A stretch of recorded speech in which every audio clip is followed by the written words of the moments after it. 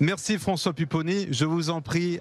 Installez-vous, parce que ce soir, c'est vrai que minute après minute, nous assistons à l'entrée, vous le voyez pendant que nous parlons, des différentes personnalités politiques de plus haute importance pour assister, et on le rappelle, après 2 années d'absence du dîner du CRIF, ce rendez-vous important pour la sphère politique, pour les citoyens également qui regardent ce soir, et puis aussi parce que nous sommes à moins de 2 mois d'une élection présidentielle. Aurore Bergé, il était importante pour vous, je vais rappeler que vous êtes à la tête du groupe France-Israël à l'Assemblée nationale, il est important donc pour vous aussi d'être là ce soir.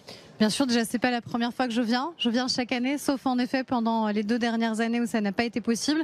C'est un moment important de se retrouver déjà et de se retrouver autour de valeurs qui nous fédèrent et aussi pour réaffirmer de manière claire et notre attachement à Israël, ça c'est la présidente du groupe d'amitié qui vous le dit, et évidemment notre engagement sur la lutte contre l'antisémitisme. Elie Korchia, vous représentez une autre instance ce soir sur ce plateau.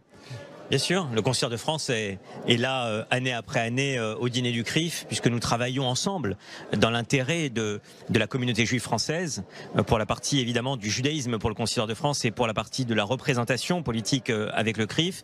Et donc c'était important pour moi dans ma première année de présidence au niveau du Concilieur de France d'être aux côtés de Francis Khalifa et de mes amis du CRIF pour cette soirée, ce dîner qui est important et comme l'a dit Aurore Bergé, qui est d'autant plus important que cela fait 2 ans que nous n'avions pas ce dîner. Et c'est important d'être là avec tout le personnel politique. Ouais. Et je voudrais saluer le travail que fait d'ailleurs Aurore Bergé pour le groupe d'amitié France-Israël. D'ailleurs, pendant que nous parlons, Valérie Pécresse d'ailleurs est en train d'arriver au moment où nous parlons. Aurore Bergé, le groupe France-Israël, c'est aussi un et même des sujets sensibles qui sont évoqués régulièrement. Et je le disais tout à l'heure, quand on apprend que Gérald Darmanin va demander la dissolution du collectif Palestine vaincra, on l'a régulièrement évoqué dans notre émission. Pour vous, est-ce que c'est une victoire? Est-ce que c'est quelque chose que vous attendiez quand on sait l'action qu'avait ce collectif? Il avait pignon-sur-rue à Toulouse à faire des manifestations toutes les semaines. Exactement, c'est une grande satisfaction pour toutes celles et ceux qui sont attachés tout simplement à la démocratie, aux valeurs que porte Israël. Israël et la France, ce sont des alliés, ce sont des pays amis, indéfectiblement amis et alliés. Je crois qu'il faut le rappeler. Il faut aussi le rappeler parce que face à la campagne scandaleuse d'Amnesty International qui parle d'apartheid alors qu'Israël est évidemment une démocratie, je crois que c'est important que toutes ces associations qui de facto détournent leur objectif initial et qui professent la haine puissent clairement être démantelées. Je crois que l'action très claire du ministre de l'Intérieur et du président de la République est à saluer à ce sujet. Est-ce qu'il y a eu un manque? Est-ce qu'il y a eu un raté par rapport à ça?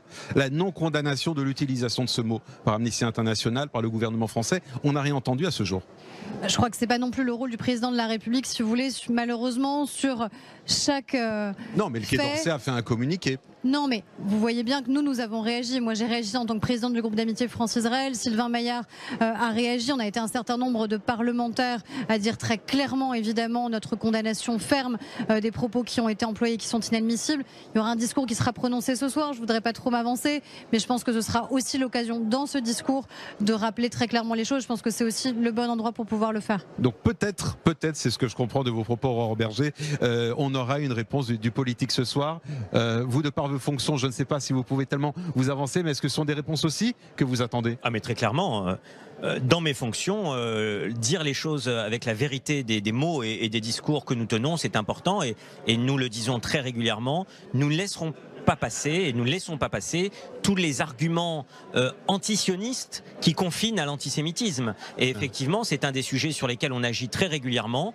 On ne peut pas accepter que sous couvert d'antisémitisme, sous couvert d'antisionisme, on ait des déclarations qui sont inacceptables. Et l'apartheid visant Israël est un qualificatif inacceptable, comme parfois lorsque certains politiques ou certaines personnes politiques mettent en avant, accusent Israël d'une façon complètement déloyale sur le plan même intellectuel, eh bien nous sommes là évidemment pour rappeler dans le débat public la vérité, c'est-à-dire le rôle démocratique, positif, important même pour l'universalité qu'a Israël aujourd'hui dans le débat. Et cela fait plaisir effectivement que des décisions soient prises comme celles qui ont été annoncées par le ministre de l'Intérieur cet après-midi. Et puis nous verrons le discours de ce soir. Mais effectivement, je pense qu'il serait logique que le président de la République, représenté ce soir évidemment dans les conditions qu'on connaît par le Premier ministre, prononce certains mots que nous attendons aussi sur la condamnation de ce terme d'apartheid qui nous a beaucoup choqués. Eh bien, nous entendrons ce soir la réponse de Jean Castex au nom du pouvoir français et au nom d'Emmanuel Macron sur ces thématiques sensibles.